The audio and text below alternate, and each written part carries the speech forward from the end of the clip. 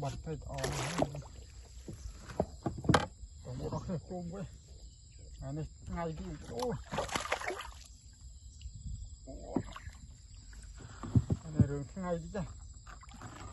chỗ mau của nó thế cách tràn rồi tay lụt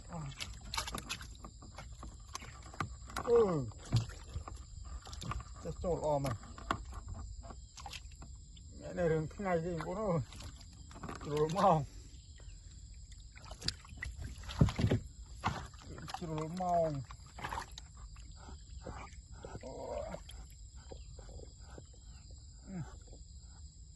trời chân xong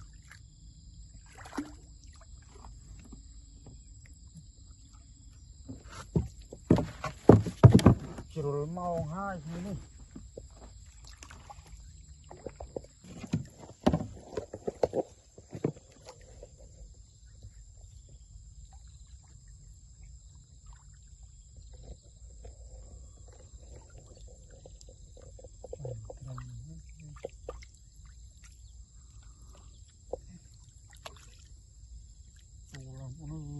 phần này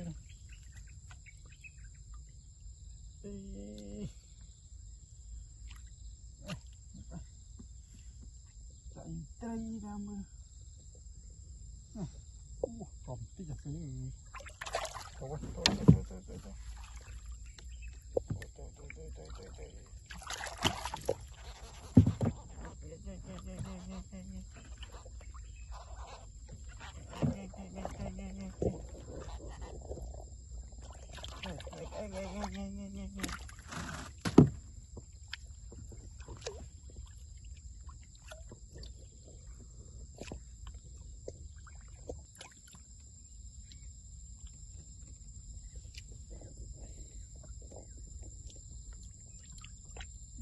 chọc bạc hồ nữa này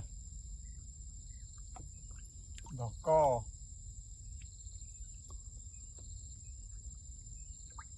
đặc mong của nó nè này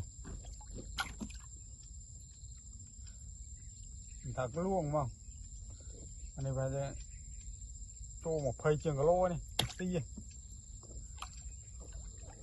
đặc áp rẽ đặc luôn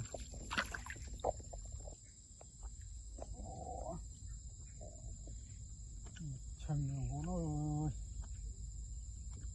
chọc mặt hai ra chỗ đây con nào con này mà này lô im này uống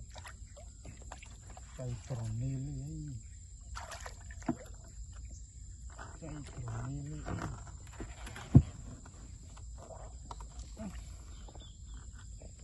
này